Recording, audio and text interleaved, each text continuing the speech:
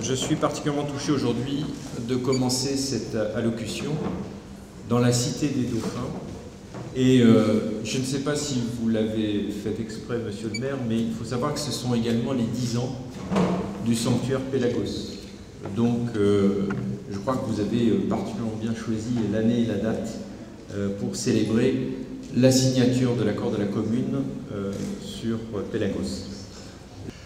Par la signature de la charte Pélagos, c'est une page importante de l'histoire du Lavandou qui se tourne. Un nouveau chapitre qui s'écrit à l'encre sympathique.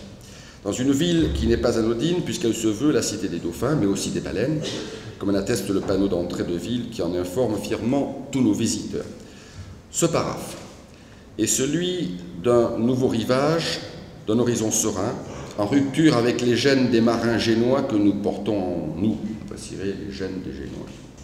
En 3 générations, les celto-ligures que nous sommes, métissés au fil des migrations estivales avec d'autres mammifères semi-marins, il est vrai, ont opéré une prise de conscience, une mutation dans leur comportement, mesurant la fragilité du milieu environnemental et devenant éco-responsables de leur portion littorale, dont ils savent tout le précieux trésor de biodiversité qu'ils rassemblent.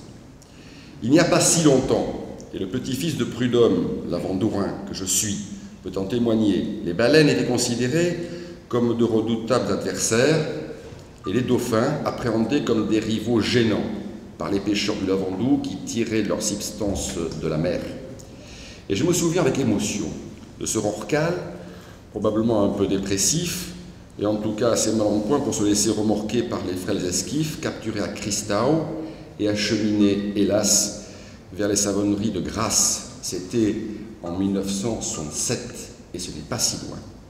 Je me souviens de ces ramandeurs pestant contre les brèches occasionnées dans leurs filets de coton, créés par ces marsouins venus piller leurs récoltes.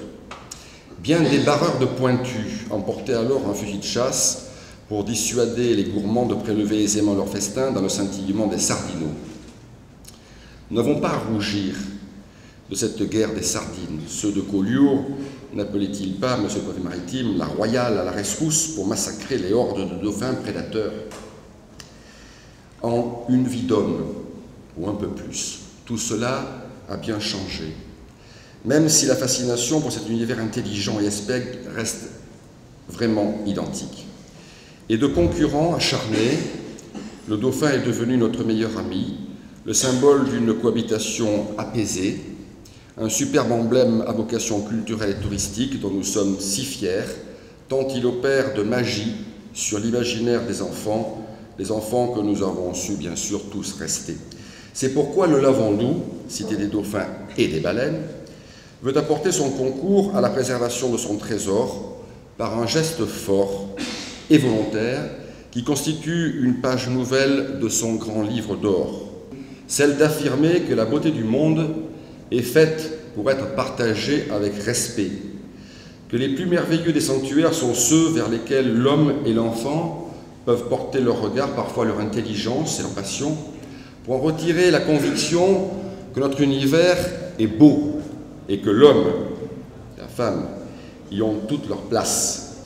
Par-delà les générations, monsieur le directeur, vous saurez trouver au Lavandou ce partenariat fidèle des peuples de la mer, fiers de leurs origines et confiants en leur avenir maîtrisé, qui, à l'instar de leurs semblables des côtes arctiques, ont pour religion traditionnelle de considérer tout ce qui existe comme doté d'un esprit. Et en tant que tel, de donner aux dauphins et aux baleines du périmètre Pélagos le signe de respect et d'affection que nous lançons aujourd'hui ensemble vers le large, comme une petite bouteille à la mer, emplie d'espoir et de passion. Vive donc le sanctuaire Pélagos et vive la cité des dauphins et des baleines.